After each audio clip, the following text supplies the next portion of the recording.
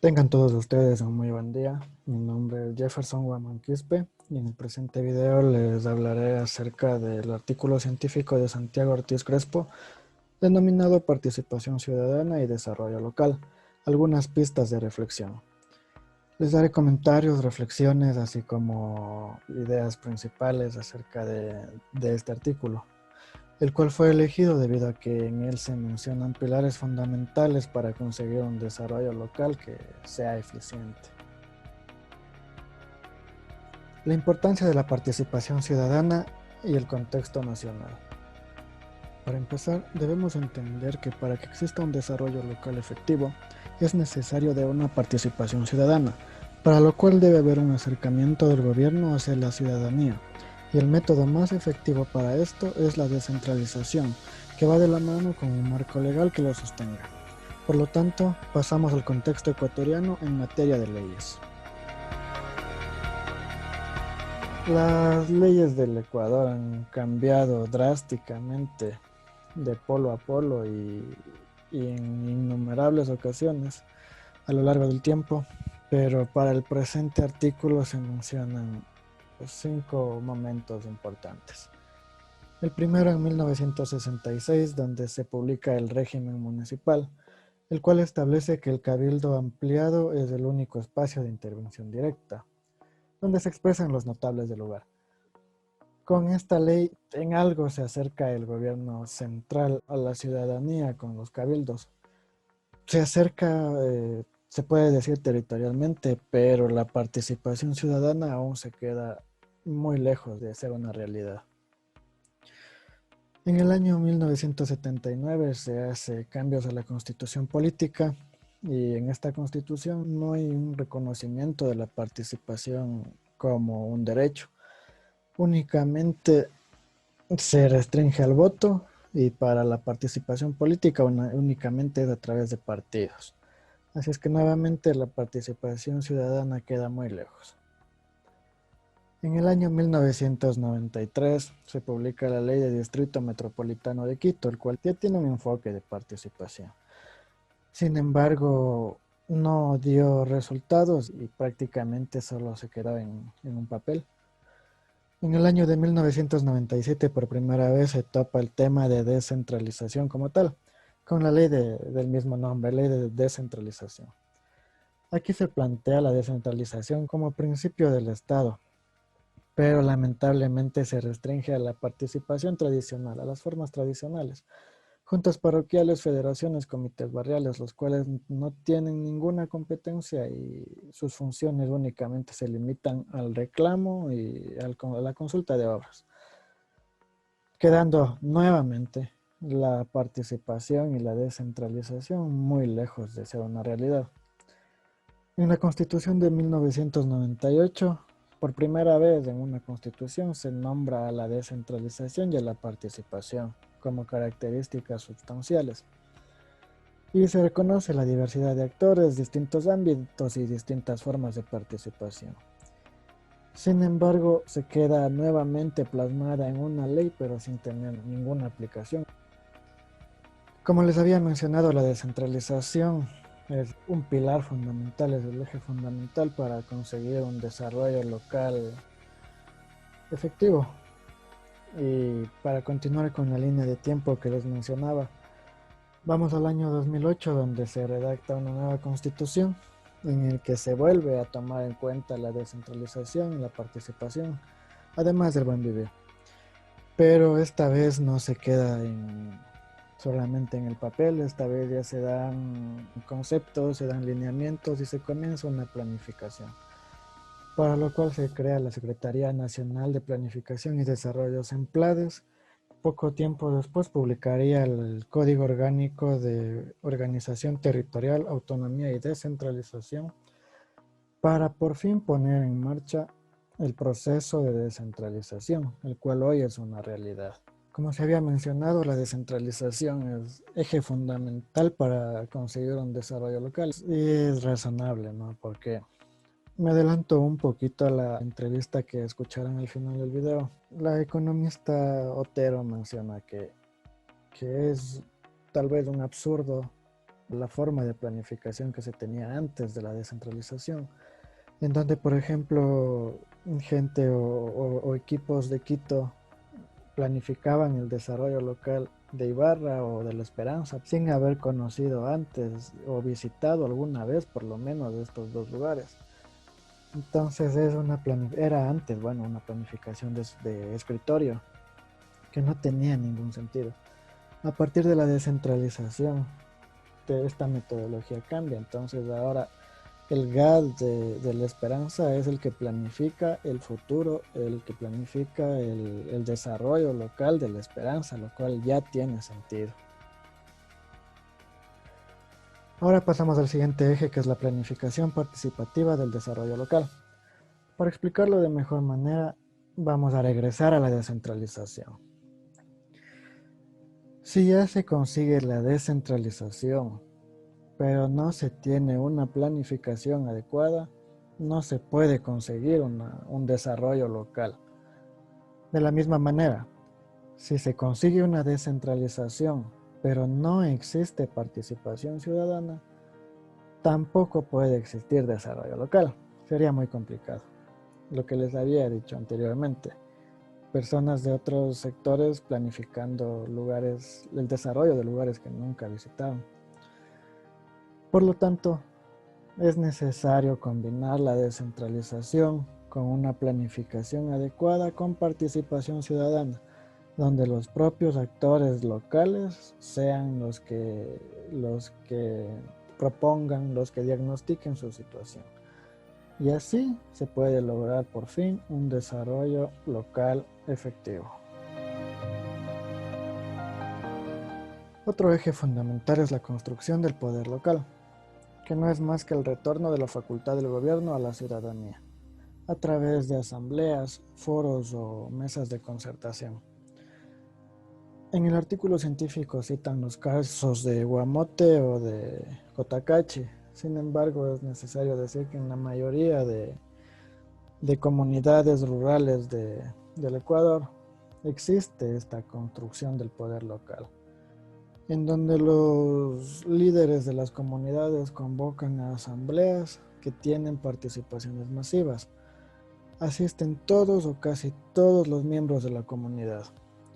En este tipo de asambleas se formulan problemas, se proponen alternativas y se comienza a buscar soluciones para el desarrollo de las comunidades, y se toman decisiones que luego serán ejecutadas por los gobiernos locales. Entonces aquí sí existe una verdadera democracia, aquí sí se devuelve el poder al pueblo. El pueblo es quien decide su futuro, su planificación para el desarrollo. Finalmente tenemos la identidad local.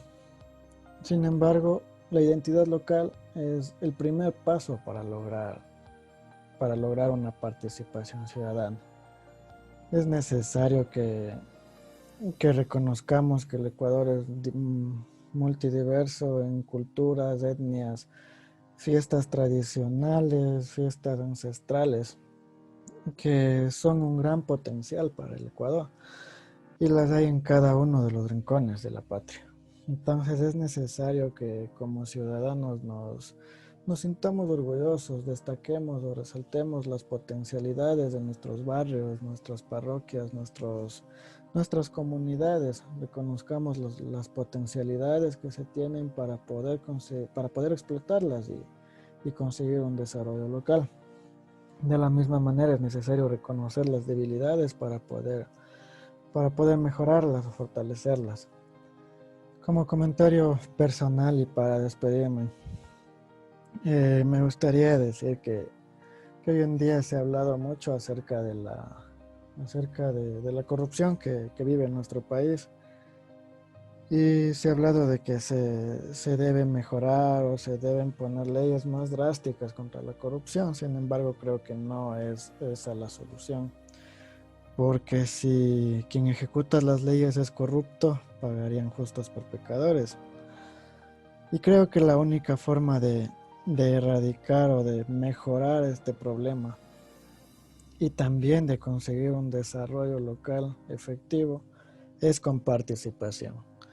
No podemos quejarnos de que existe corrupción o de que no hay desarrollo en nuestras localidades si es que nosotros no participamos. Si no participamos, le damos la oportunidad a los mismos de siempre que se mantengan en el poder y ni siquiera tengan competencia. Entonces sí es importante que como ciudadanos nos participemos activamente, por ejemplo, de las rendiciones de cuentas de los GATS, que participemos activamente en foros, participemos en las construcciones de estos planes de desarrollo locales, para que nuestra voz sea escuchada y así nos tomen en cuenta y logremos por lo menos hacer competencias los mismos de siempre, que actualmente como no existe participación ni siquiera tienen competencia y van a seguir en el poder. Con esto me despido, les dejo con la entrevista a la economista Estefanía Otero, quien es una especialista en planificación y para el desarrollo local. Muchas gracias. Tengan todos ustedes un buen día. Nos encontramos con la señorita Estefanía Otero, quien es una experta en planificación en el desarrollo.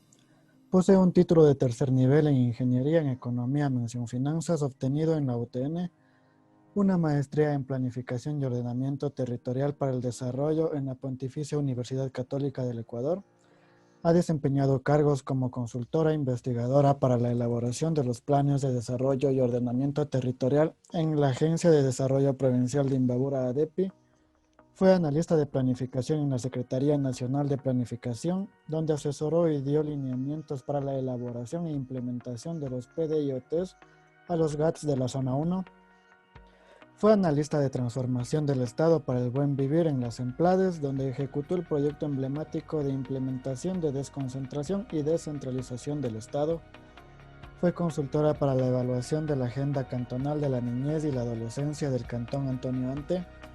Fue analista administrativa financiera zonal del MIES, analista zonal de presupuesto de la Zona 1 en el Ministerio de Salud Pública y actualmente se desempeña como coordinadora de campo del proyecto de actualización del registro social. Buenos días, economista Otero. Buenos días, Jefferson. Gracias por la invitación. Para mí es un gusto poder ayudarte en esta entrevista. En este momento nos encontramos en una situación complicada con el tema de la pandemia, pero anteriormente, desde el gobierno pasado, se hablaba acerca de participación ciudadana, desarrollo local y descentralización. En el artículo de Santiago Ortiz, denominado Participación Ciudadana y Desarrollo Local, algunas pistas de reflexión, nos menciona que el término de descentralización apareció en la Constitución de 1998 como objetivo, pero no es sino hasta después de la Constitución del 2008 que este término se pone en práctica. ¿Por qué cree que sucedió esto? En primer lugar, creo que se debe señalar que la descentralización no se menciona únicamente desde el 98, sino desde antes. Por ejemplo, en el 93, en la Ley de Modernización del Estado, se habla de la descentralización, pero desde el punto de vista de la privatización de los servicios públicos. En la Constitución del 98 se habla ya de descentralizar el Estado, pero siempre y cuando un gobierno local lo solicite y tenga la capacidad operativa. Es decir, era de carácter optativo. Se puede también mencionar que era a la carta. Entonces se puede decir que no se ejecutó la descentralización porque no habían mecanismos, no habían tiempos ni lineamientos para legalizar ese proceso. A diferencia de la Constitución del 2008, en esta ya se habla de un Estado descentralizado y también hay una evolución en los instrumentos legales para implementar este proceso, como por ejemplo el COTAD. En este COTAD ya están establecidos los tiempos, los mecanismos y también ya hay un concepto que define claramente que este proceso es obligatorio, que es progresivo y que es definitivo para la transferencia de competencias. Entonces ahí se puede ver que sí se logró implementar la descentralización. Además se crearon instituciones como las Emplades y el Consejo Nacional de Competencias que apoyaron a los GATS en este proceso de implementación. Es por eso que creo que la descentralización no se quedó en el papel como en el 98, sino que hoy es una realidad. Es verdad que la descentralización hoy en día es una realidad, pero ¿cree usted que su aplicación ha contribuido para la mejora en el desarrollo local? Sí creo que ha contribuido, porque la descentralización implica que exista cercanía de los gobiernos autónomos con la ciudadanía y también con los problemas que se presentan en el territorio. Siempre he creído que los GATS son los que conocen verdaderamente las realidades locales, por lo que se puede resolver de mejor manera y más eficiente los problemas que se presentan. Ahora se ha topado el tema de la cercanía del gobierno con la ciudadanía. ¿Cuánto influye la participación ciudadana en el desarrollo local? Bueno, creo que influye mucho y de manera decisiva, porque al permitirle a una persona participar en la planificación, le damos el poder de decidir su destino y caminar al futuro que esa persona desea. Me acaba de mencionar la planificación, y en los artículos científicos también nos mencionan mucho la planificación. Pero ¿cómo se realiza una planificación de desarrollo local? Técnicamente, el plan debe formularse con tres contenidos principales, que son el diagnóstico, la propuesta y el modelo de gestión. Para el diagnóstico se obtiene la información de fuentes secundarias como son el INEC, las entrevistas de NEMDUS, la CEPAL, etc. Y también las fuentes primarias, que para mí son las más importantes, porque estas son las que recogen las necesidades reales de la ciudadanía. No como antes que se planificaba desde el escritorio y sin dar importancia a la planificación y a la participación ciudadana. Por ejemplo, había gente de Quito que nunca había venido a Ibarra y planificaba el desarrollo de una parroquia de la Esperanza. Entonces, de aquí el objetivo en el diagnóstico es conocer la situación actual y real del territorio. Después que conocemos esa realidad actual, pasamos a la propuesta. Aquí identificamos nuestra misión. Después que conocemos la realidad actual, pasamos a la propuesta, donde identificamos nuestra misión y pensamos cómo queremos que sea nuestro futuro. Esta es la visión. Para esto se plantean objetivos estratégicos que son los que nos permitirán conseguir lo que la gente desea. Y esto obviamente con su respectivo presupuesto. En el modelo de gestión se señala quién y cómo se va a realizar esta planificación. En este punto también es importante señalar que este proceso involucra a todos los actores locales, como son los gobiernos autónomos, la sociedad civil, la academia, las organizaciones no gubernamentales, etc. Todos deben participar en la formulación de un plan. Menciona que es muy importante la participación ciudadana para la planificación. Estoy totalmente de acuerdo porque sin participación ciudadana sería una planificación de escritorio como usted mismo lo dice. Pero ¿qué mecanismos se pueden aplicar para que la sociedad civil participe activamente en la realización de una planificación para un desarrollo local? Creo que el primer mecanismo es autoconvocarnos. Hay que tomar conciencia de que como ciudadanos debemos ser parte de la toma de decisiones, y más aún cuando lo que se está poniendo en juego es nuestro futuro. Creo que también existen errores por parte de las autoridades, ya que muchos ciudadanos nos enteramos que ya nos dieron planificando el desarrollo y ni siquiera fuimos a los talleres. Entonces sí es importante también la socialización de las etapas de planificación para contar con una verdadera participación ciudadana. ¿Cree usted que existe algún tipo de diferencia entre la participación ciudadana urbana con la rural? Creo que legalmente no existe una diferencia, pero ya en la práctica sí. En el sector rural la gente aún conserva las tradiciones como la minga. Todavía viven en comunidad y piensan en beneficios para todos en el sector. En cambio, en la parte urbana, la mayoría ya son más individualistas. Otra diferencia que también he visto es que en el sector rural, por el hecho de que existen más necesidades, la gente se organiza para solucionar sus problemas. En cambio, en el sector urbano generalmente las necesidades están cubiertas y casi no existe esa motivación para organizarse. Bueno, para finalizar, quiero preguntarle si cree que el actual gobierno ha promovido el desarrollo local. Creo que no ha promovido, más bien se ha quedado estancado el desarrollo. Para el gobierno la planificación ya no es prioridad. Conozco que algunas instancias técnicas han sido limitadas tanto en personal como en capacidad de ejecución. Hoy en día muchos GATS ni siquiera han realizado la actualización de sus planes de desarrollo. Entonces, lastimosamente, el tema político está prevaleciendo sobre lo técnico, lo que ha dejado al país en la improvisación y sin rumbo. La planificación ciudadana es un eje fundamental para el desarrollo local. Es la única manera de democratizar verdaderamente la planificación para alcanzar objetivos en beneficio de todos.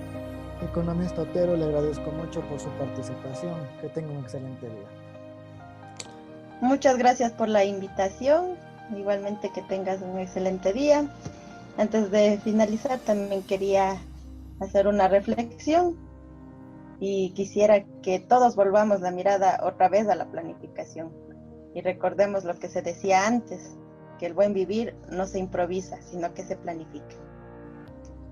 Excelente reflexión, economista Otero.